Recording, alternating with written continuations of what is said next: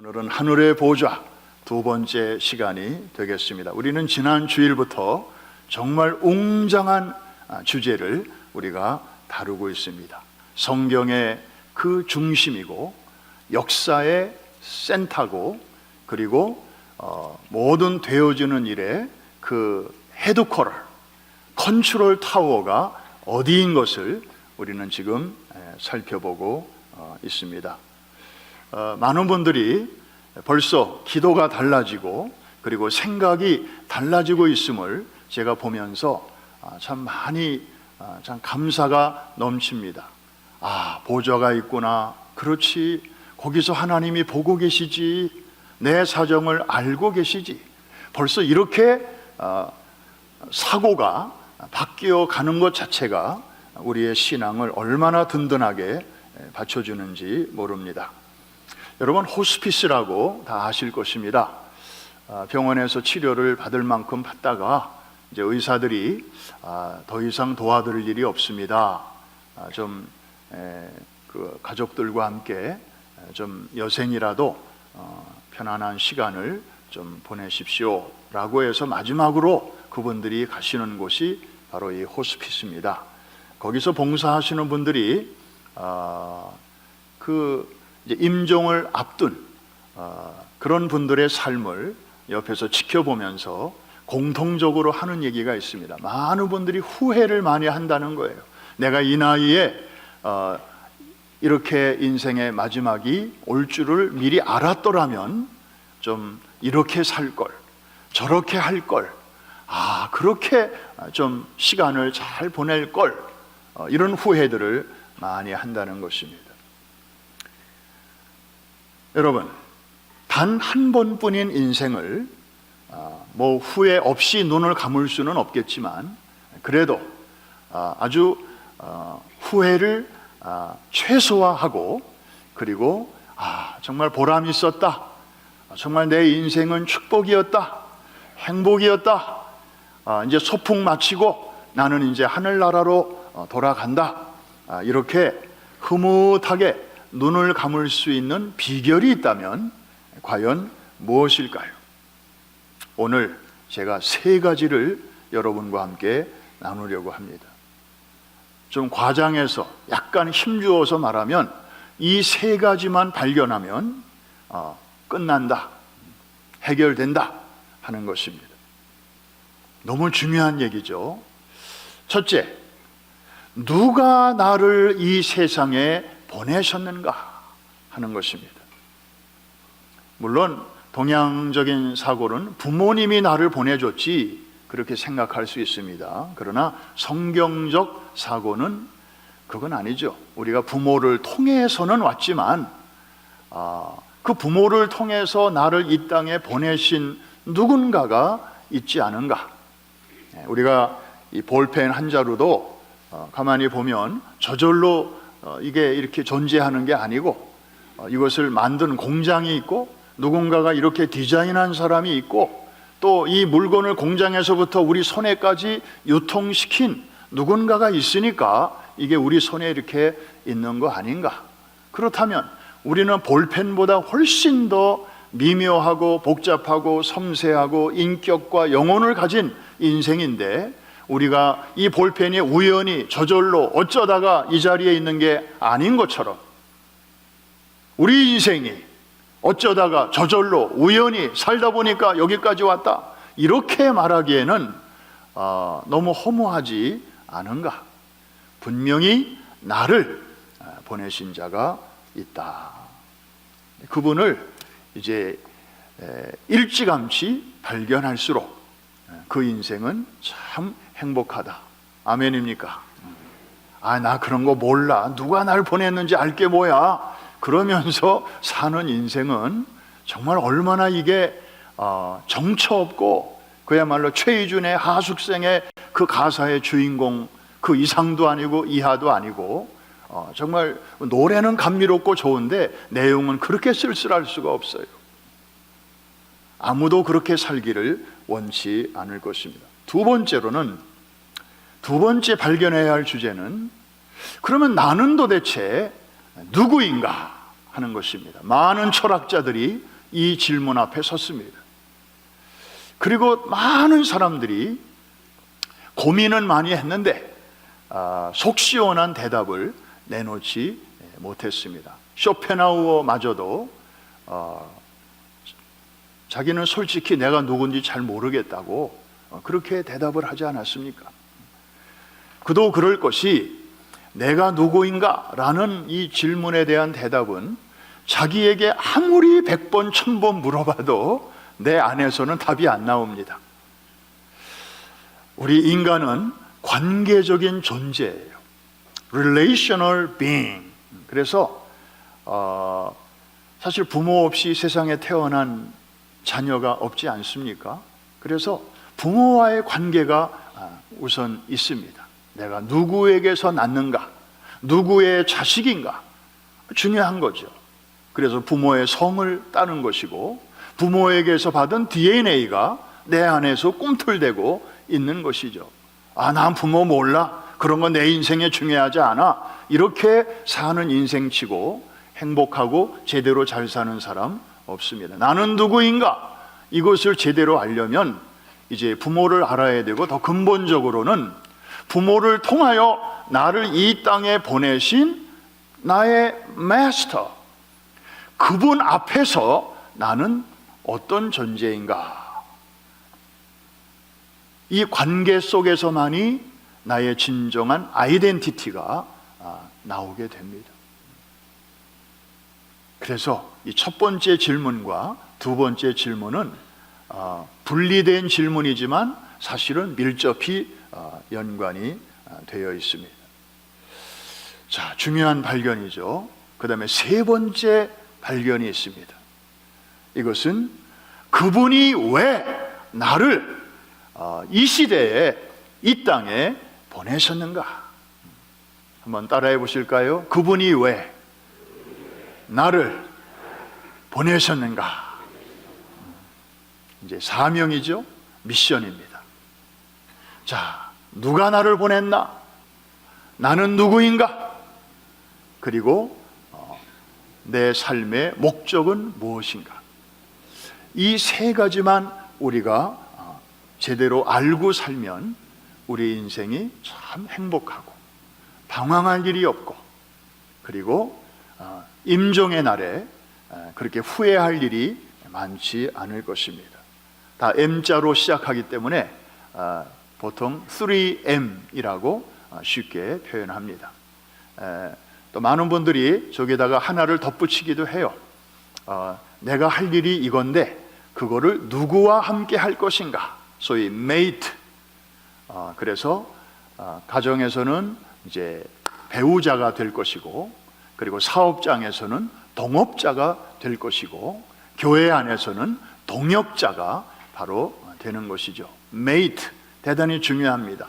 내 인생을 혼자서는 다 처리할 수가 없기 때문에 하나님께서는 우리 주위에 좋은 짝꿍도 붙여주시고, 그리고 좋은 이제 코워커도 이렇게 붙여주시는 거죠. 자, 그럼 여러분들에게 질문 하나 드리겠습니다. 여러분들은 태어나셔서 지금 여러분의 연세만큼 지금까지 살아오셨는데, 자, 저 세 가지 발견해야 할 숙제, 중요한 인생의 요소 중에서 몇 가지를 발견하셨습니까? 어느 분은 한 가지, 어떤 분은 두 가지, 그리고 어떤 분은 이미 세 가지를 일찌감치 혹은 최근에 해결하신 분도 계실 것입니다. 그런데 과연 이 세 가지를 우리가 사는 동안에 과연 다 발견하는 것이 가능한가요?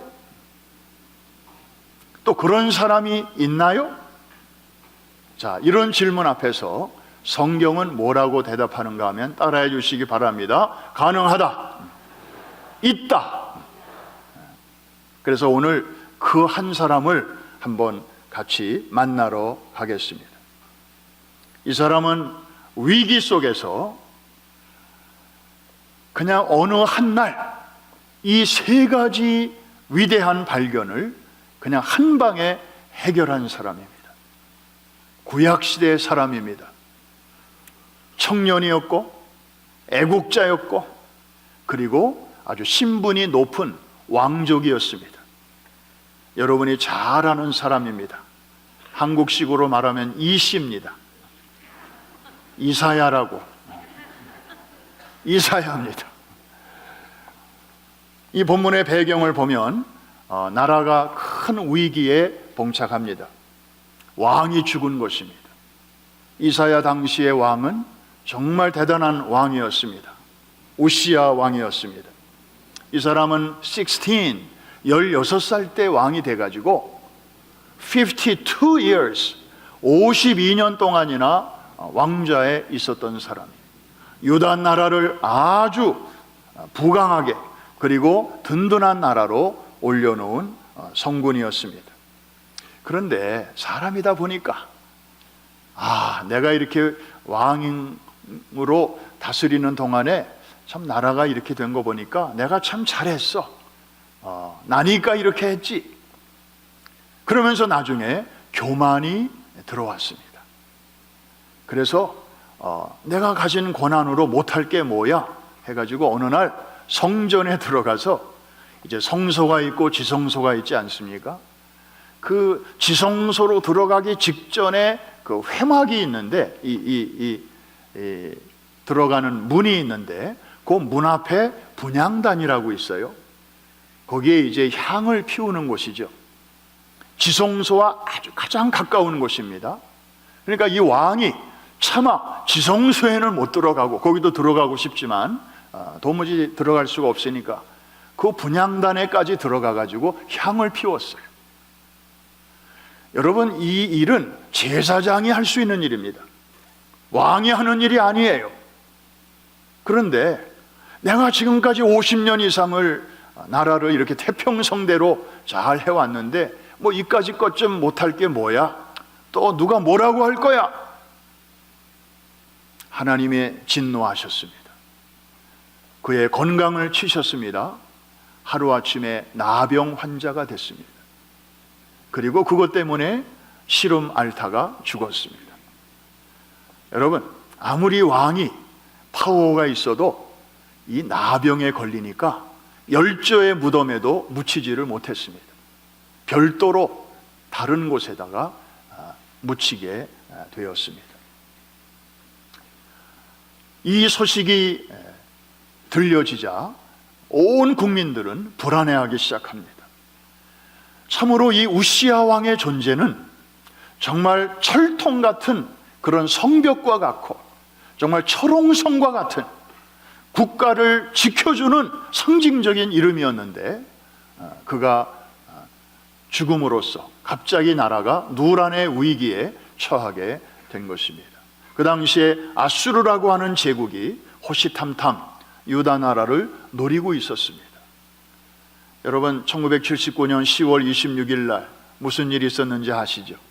박정희 대통령이 갑자기 시해되던 그날, 그 소식이 전 국민들에게 퍼지면서 제일 긴장한 사람들이 누군지 아시죠? 휴전선을 지키는 우리 군인들이었습니다. 북한에서 이 소식을 접하고 밀고 내려오면 어떡하냐, 국군 통수권자가 사라진 이 상황에서 나라가 어찌 될 거냐, 많은 사람들이 걱정을 많이 하지 않았습니까? 그런데 이 우시야 왕의 죽음은 그 이상이었습니다. 청년 애국자 이사야는 많은 백성들이 그저 주저앉아서 탄식하고 있을 때 이 사람은 달랐습니다. 성전으로 뛰어들어갑니다. 그리고 하나님 앞에 엎드러집니다. 요즘 말로 말하면 기도하는 거죠. 하나님, 큰일 났습니다. 어떻게 하면 좋을까요? 기도하는 중에 이사야의 눈이 열리면서 무언가를 보게 되었습니다. 자, 뭘 보았는지 우리 6장 1절 같이 한번 읽겠습니다. 시작. 우시야 왕이 죽던 해에 내가 본즉 주께서 높이 들린 보좌에 앉으셨는데 그의 옷자락은 성전에 가득하였고. 여러분, 저 우시야 왕이 죽던 해에, 저 말을 들으면 우리는 그냥 덤덤해요. 왜? 우리나라도 아니고 또 또 요즘 사람도 아니고 그냥 아무 감동이 없어요. 그런데 저 당시에 저 나라 사람들은요, 저 표현을 들으면 정말 이보다 큰 위기는 없었습니다. 우시야 왕이 죽었다고? 완전히 자기들의 존재 기반이 송두리째에 흔들리는 그런 상황이었습니다. 52년 동안이나 자기들을 지켜주는 왕이었으니까요. 그냥 자기 가족과도 같은 그런 임금이었으니까요. 하늘에 높이 들린 보호자를 바라보았고 거기에 앉아 계신 분을 보게 되었습니다. 그런데 그 옷자락이 성전에 가득하였다.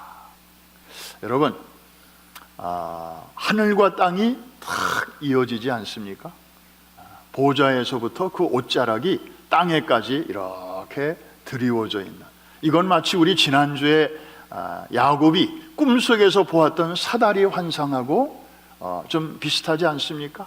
사다리가 야곱이 누워있는 이곳에서부터 저 하늘에 있는 그 보호자에까지 연결되는 그 환상과 메시지가 똑같은 거예요. 연결이 됐습니다. 홀로가 아니라는 거죠. 여전히 그분이 관심을 갖고 계시다는 것이고 보고 계시다는 것이고, 그리고 그분의 통치권 안에 우리가 여전히 있다는 것이죠. 이 옷자락이 성전에 가득하였다. 이것은 그분의 임재, 그분의 통치, 그리고 그분의 보호하심, 이것을 의미하는 것입니다. 이사야는 이 환상을 통해서 정말로 중요한 한 가지 사실을 깨닫게 되었는데, 아하, 우리나라를 다스리던 우시야 왕, 땅의 임금은 죽었어도 하늘의 왕은 여전히 살아 계시는구나. 그래서 여전히 당신의 택한 백성과 그리고 그 나라를 지금도 다스리고 계시는구나. 저분이 우리나라를 지금도 보호하고 계시는구나.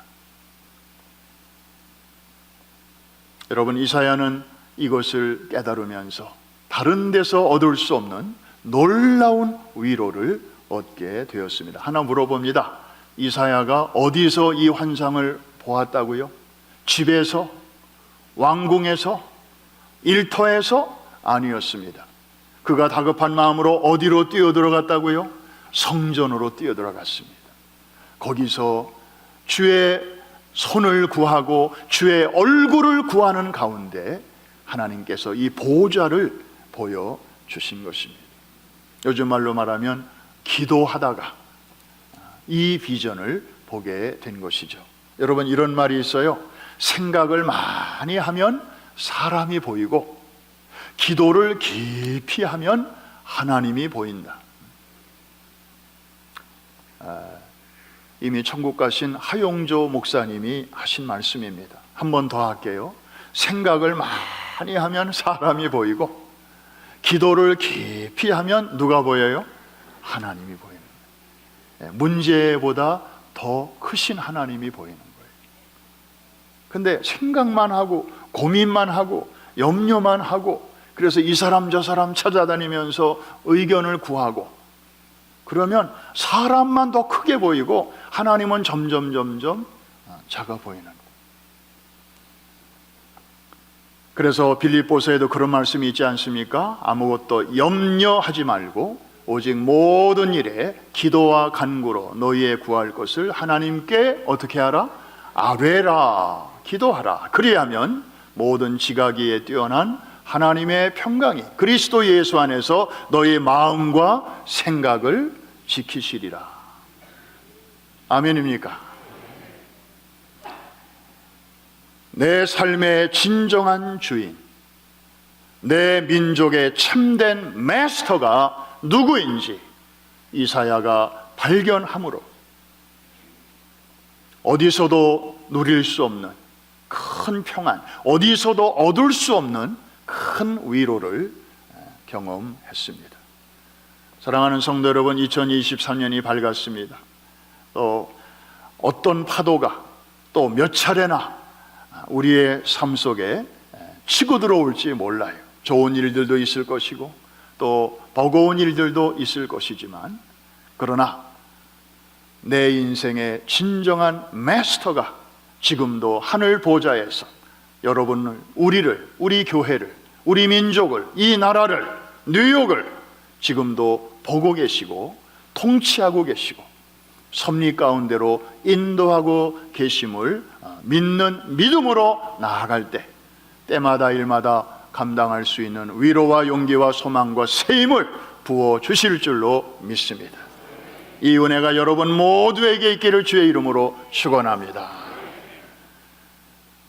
이사야는 마스터를 발견한 후에 또 하나를 발견하게 됩니다. 바로 자기 자신의 적나라한 모습이었습니다. 그 보좌 주변에 이렇게 에워싸고 움직이는 또 다른 존재가 있음을 이사야는 보게 되었습니다. 스랍입니다. 스랍은 천사인데 특별히 하나님의 보좌 주변에서 하나님을 찬양하는 그런 임무를 맡은 천사를 가리키는 표현입니다. 근데 보통 우리는 그림에서 천사 그러면 날개가 2개 있는데 이 이사야가 본 천사는 날개가 6개예요. 그러니까 3쌍이에요. 위에 2개, 허리에 2개, 그리고 아래에 2개. 그래서 맨 위에 있는 2 날개로는 얼굴을 감싸고 있어요. 이게 날 때 사용하는 날개가 아니에요. 얼굴을 감싸고 있어요. 그리고 맨 아래 2 날개로는 또 발을 감싸고 있어요. 그리고 중간에 있는 2 날개로만 날아다니면서 하나님을 찬양하고 있었습니다. 여러분 궁금하시지 않아요? 왜 6개가 있는데 그 중에 4개는 얼굴과 발을 가리는 데 사용하고 겨우 2개만 이렇게 나눈 데 사용할까? 여기에 중요한 메시지가 있습니다. 여러분, 천사는 인간과 다르잖아요. 물론 타락한 천사들이 있고 타락하지 않은 천사들이 있어요. 이 스랍은 타락하지 않은 천사예요. 사실은 죄가 없다고 봐야 되겠죠. 피조물이긴 하지만 그럼에도 불구하고 얼굴을 가렸다, 발을 가렸다, 얼마나 하나님의 그 영광이 찬란했으면, 그리고 그분의 거룩하심이 얼마나 강렬하게 느껴졌으면 자기 자신의 그 죄성이 그 앞에서 느껴져서 차마 뻣뻣이 있을 수가 없어서 얼굴을 가리웠고 발을 가리웠을까? 우리는 여기서 하나님의 영광, 쉐키나 혹은 하나님의 거룩하심에 대해서 우리가 너무 쉽게 생각하고 있다는 그런 생각을 하지 않을 수가 없습니다. 우리가 기도할 때도 거룩하신 하나님 많이 이렇게 언급을 하지만 정말 우리가 제대로 알고 하는 것일까? 진짜 하나님의 거룩의 진정한 의미를 우리가 알고 있다면, 천사도 지금 이렇게 하는데, 그리고 여러분, 이 천사들은 2 발을 땅에 디딜 일이 별로 없잖아요. 이 죄악된 세상에 이렇게 걸어다니면서 그럴 일이 별로 없잖아요. 그런데도 하나님 앞에서 이렇게 가리우는데 우리는 어떻습니까? 죄악 중에 잉태되었고 죄악 중에 출생하였고, 그리고 이 죄악된 세상에 2 발을 디디면서 어제도 살았고 오늘도 살 것이고 내일도 살아갈 수밖에 없는 그런 우리 인생이잖아요. 그렇다면 하나님 앞에서 우리의 적나라한 모습은 얼마나 더 추하고, 여러분, 저는 언제 이런 거를 조금 느끼는가 하면 밤에 잘 때는 방이 그런 대로 깨끗한 것 같아요. 책상도 깨끗하고 화장대도 깨끗하고. 근데 아침에 이제 커튼을 이렇게 올리고 태양빛이 유리창을 타고 방으로 탁 들어오는 순간 어때요? 책상을 보면, 화장대를 보면 먼지가 이렇게 쌓여져 있어요. 아이고, 내가 어제 밤새도록 이런 데서 잠을 잤구나. 빨리 치우고 싶어요. 근데 햇빛이 들어오기 전에는 그냥 그런 대로 오케이. 별로. 그래서 이렇게 식당에 가면 이상하게 조명이 어두운 데가 있으면 저는 좀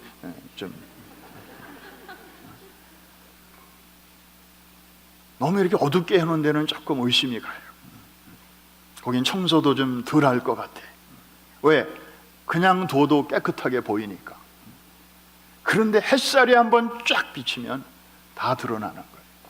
햇살 앞에서도 그런데 하물며 불꽃 같은 눈으로 인간의 피부와 마음과 느낌과 생각과 동기를 꿰뚫어 보시는 그분 앞에 딱 서면 천사도 얼굴을 가리고 천사도 발을 가리는데, 이사야가 그 순간 어떤 반응을 보이는지 한번 봅시다. 5절입니다. 5절 말씀 다 같이 시작. 그때 내가 말하되 화로다 나여 망하게 되었도다.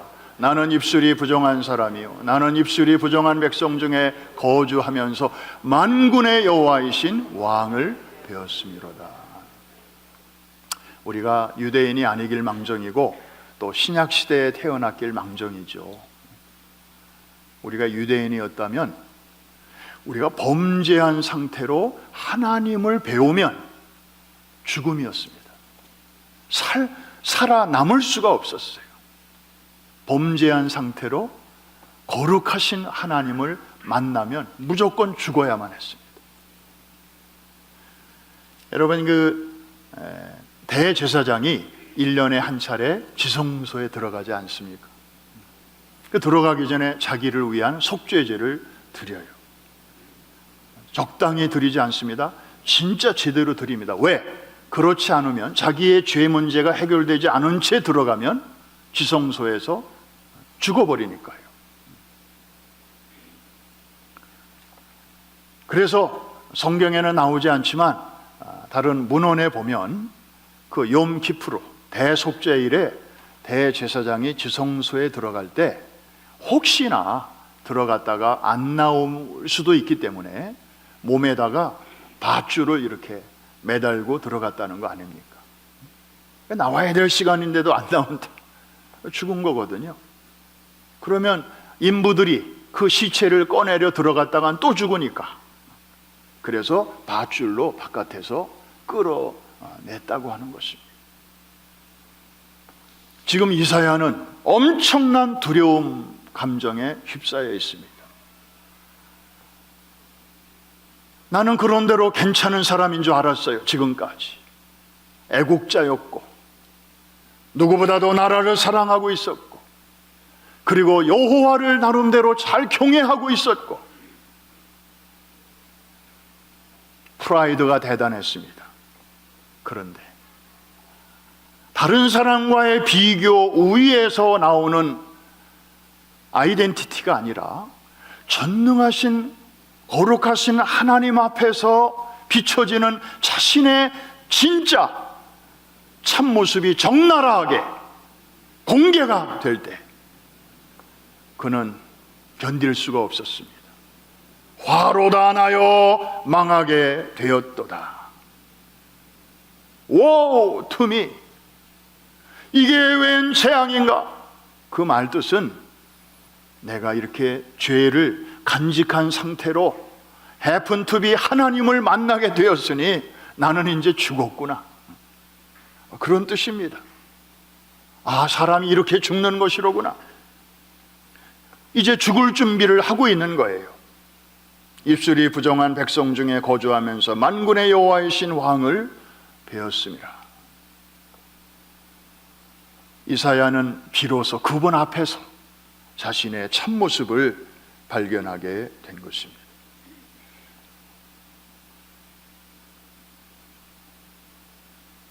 이사야만이 아니었습니다.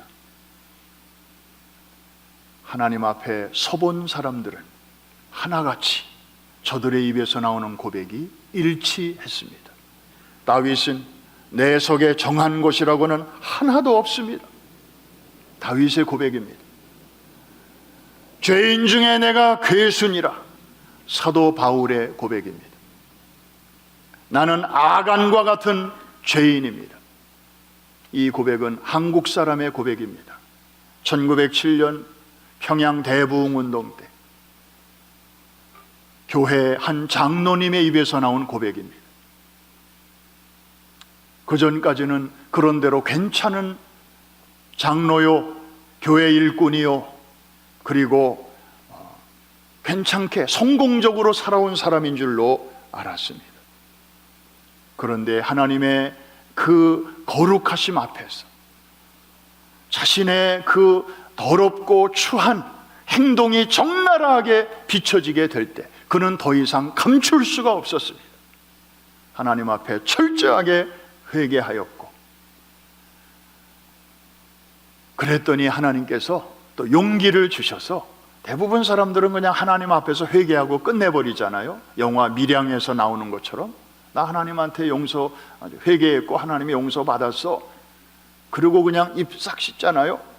그런데 이분은 교인들 앞에서 공개적으로 나는 아간과 같은 자입니다 하고 자기의 그 지나간 어둠의 일을 공개적으로 고백했습니다.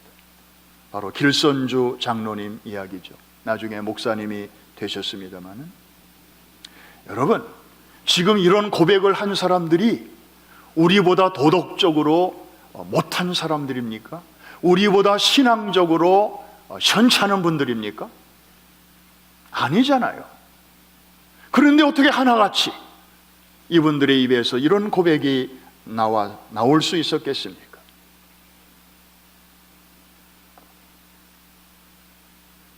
하나님의 임재와 영광 앞에서 비로소 자신의 그전에는 가리워졌던 그런 실체적인 모습이 드러나게 되니까 자신의 죄성을 고백하지 않을 수가 없었던 것입니다. 그런데 이런 분들이 결국에는 하나님의 은혜가 무엇인지를 그 누구보다도 더 풍성하게 체험을 했다는 사실을 우리는 잊어서는 안 될 것입니다. 로마서 5장에 보면 이런 말씀이 있잖아요. 죄가 더한 곳에 은혜가 더욱 넘치느니라. 우리가 하나님 앞에 행한 것이 죄 아닌 것이 없듯이, 그럼에도 불구하고 하나님께서 우리에게 베풀어 주시는 모든 것은 은혜가 아닌 것이 없나이다. 어거스틴의 고백입니다. 자신 안에 있는 죄의 본성을 철저하게 목격한 사람들의 입에서 나올 수 있는 말이 바로 이것입니다. 아까 제가 들어오면서 콰이어의 찬양을 들었습니다.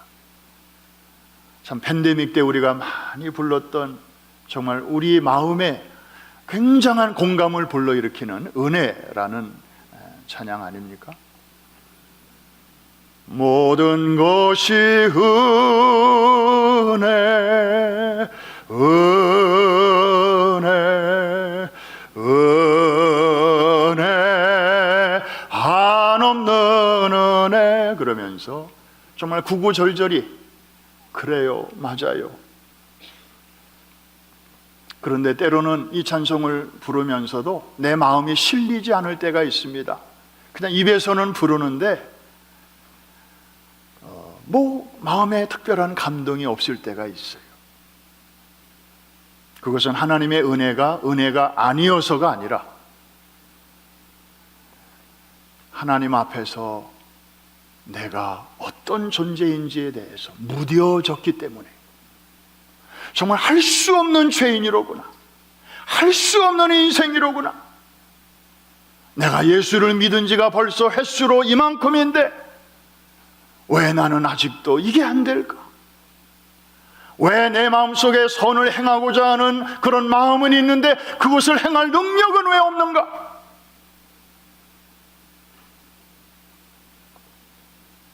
날마다 그것 때문에 고민하고 괴로워하고 하나님 앞에 죄송하고 면목이 없고 이런 것을 느끼는 사람들은요, 그럼에도 불구하고 우리에게 햇빛과 비를 선인에게만 주시는 게 아니라 악인에게도 주시는 것처럼 하나님이 여전히 나 같은 자에게도 이런 은혜를 주시다니, 그야말로 모든 것이 하나님의 은혜가 아닌 것이 없나이다. 자신의 죄성에 대한 진지한 고민이 있는 자만이 하나님이 주시는 작은 것 하나에도 감격하고 감동하고 감사할 수 있는 것이 아니겠습니까?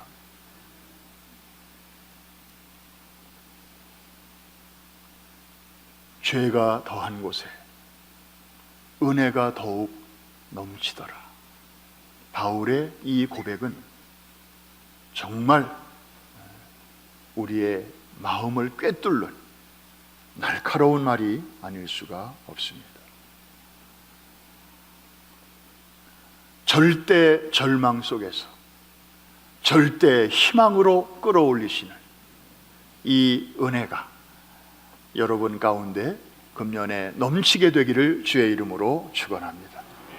마지막 세 번째 미션, 이사야는 보좌에 계신 하나님을 발견했고 바로 이어서 그 앞에 서 있는 자신의 진면목을 발견했고, 그거로 끝난 게 아닙니다. 위로부터 들려오는 음성을 듣습니다. 내가 또 주의 목소리를 들으니 주께서 이르시되 내가 누구를 보내며 누가 우리를 위하여 갈꼬 하시니. 이사야의 반응을 보십시오. 내가 여기 있나이다, 나를 보내소서. 사실 솔직히 말하면 하나님께서 이사야의 이름을 부르시지 않았어요. 에덴 동산에서는 아담아 내가 어디 있느냐 이렇게 부르셨어요. 아담은 대답 안 할 수가 없었죠. 자기 이름을 부르니까. 그런데 여기서는 이사야의 이름을 부르시지도 않았어요. 그냥 제너럴하게 내가 누구를 보내며 누가 우리를 위하여 갈꼬. 그때 이사야는 과감하게 내가 여기 있나이다, 나를 보내소서 자원했습니다. 머뭇거리지 않았습니다. 그도 그럴 것이, 아까 말씀드렸잖아요. 유대인들의 사고방식으로는 죄 있는 자로서 거룩하신 하나님을 조우한 사람은 살아남을 수 없다. 그 자리에서 죽임을 당한다. 그게 정상이었어요. 그게 상식이었어요. 그런데 하나님께서 이 사람을 살려주신 거예요. 나를 하나님이 살려주셨어. 이제부터 나는 덤으로 사는 거야. 이사야는 주저할 이유가 하나도 없었던 것입니다. 사명을 발견했죠. 그래서 그 위기 가운데서 그는 이제 하나님이 기뻐하시는 그 사명을 위해서 남은 생애를 달려갈 수가 있었던 것입니다. 여러분은 사명이 무엇입니까? 발견하셨습니까?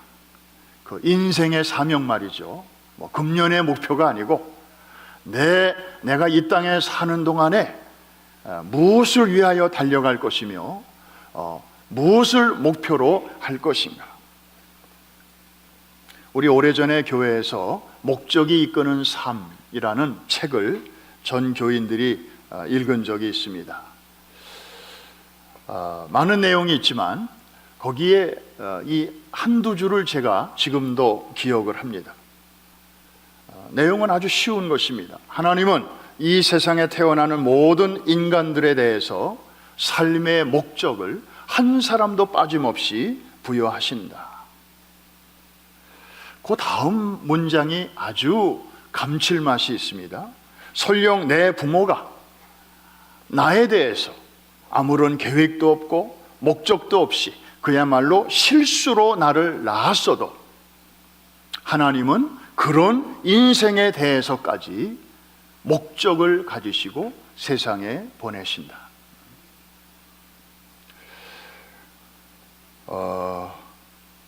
저는요, 우리 형제가 아시다시피 아주 이렇게 많은 편은 아닙니다. 사남 사녀 중에 제가 이제 끄트머리잖아요. 저는 어렸을 적에 궁금한 게 많았습니다. 어른들에게 물어봤습니다. 나 어디서 나왔어요? 그러면 어른들에게서 돌아오는 대답은 저를 굉장히 서글프게 했습니다. 다리 밑에서 주워왔다는 것입니다. 그런데 그 다리가 그 다리가 아니고 저 다리라고 하는 것은 나중에 알았어요. 저는 강 위에 있는 다리인 줄로만 알았어요. 거기에 보면은 거지들이 몇 사람이 이렇게 살고 있고 집 없는 사람들이 거기 살고 있고 평안한 때는 그럴 리가 없지. 그런데 가끔 끄트머리다 보니까 이제 찬밥 신세가 되고 아무도 내 이름을 불러주지 않고 아무도 밥대가 됐는데도 뭐 찾는 이도 없고 그러면 혹시 정말 내가 다리 밑에서 살다 와서 그런 건가? 별의별 생각을 다 했어요. 그런데 그 목적이 있는 삶을 이렇게 읽다 보니까 이런 말이 나오는 거예요. 하나님은 모든 이 세상에 태어나는 모든 인생에 대해서 목적을 넣어서 보내신다. 다시 말하면 잉여적으로 태어나는 인생은 하나도 없다는 거죠. 있으나 마나한 인생, 괜히 있는 인생, 쓸모없는 인생은 하나도 없다는 거예요. 공감하시면 아멘 하십시다. 사람이 뭐라고 하든지 간에 하나님께서는 각 사람에게, 지금 인류가 82억인가 85억인가 지금 그렇게 살고 있는데요, 여러분은 그 85억 중에 딱 한 사람밖에 없어요. 여러분이 할 수 있는 그 유니크한 그런 일이 있다는 것이죠.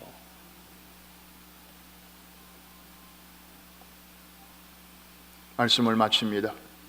우리는 지난주에 하나님의 통치의 삼각형 우리가 보았습니다.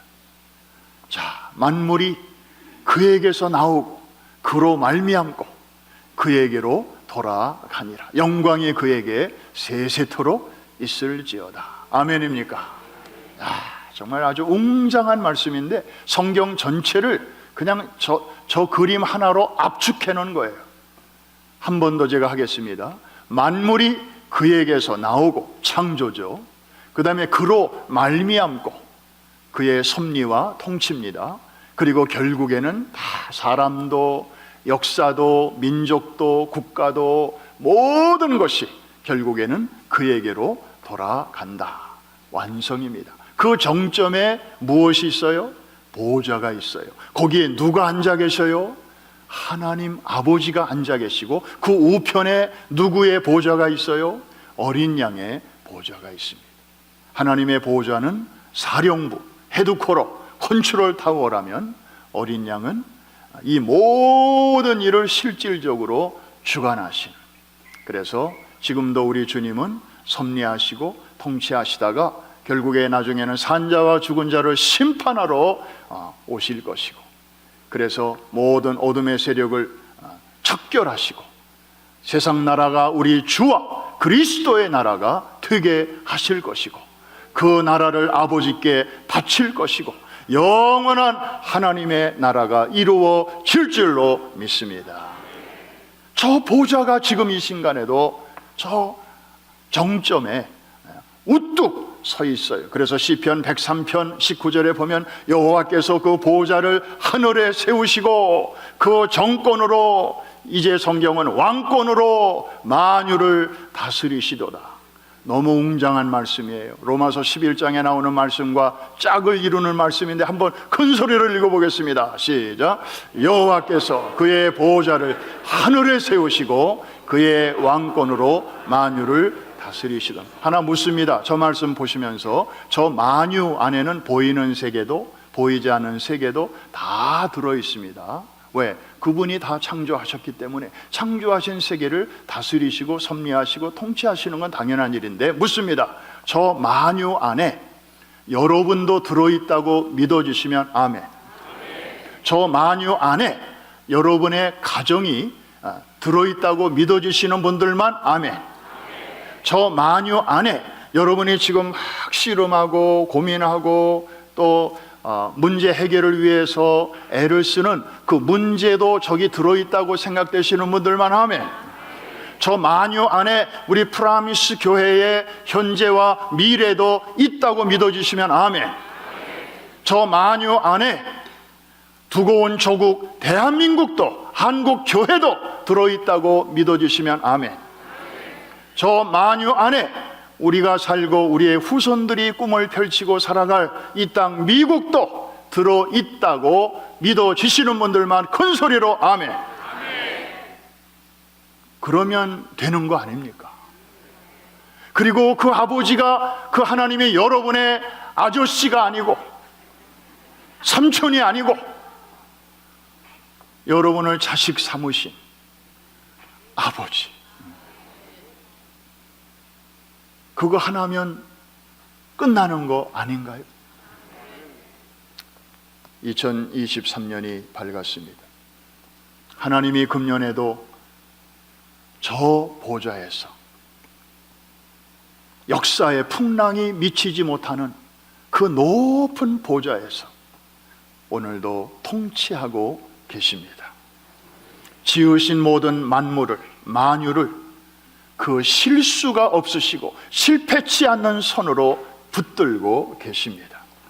참새 한 마리가 땅에 떨어지는 것도 그분의 허락과 결재가 없이는 일어날 수 없는 그분의 섭리가 여러분을 붙들고 계십니다.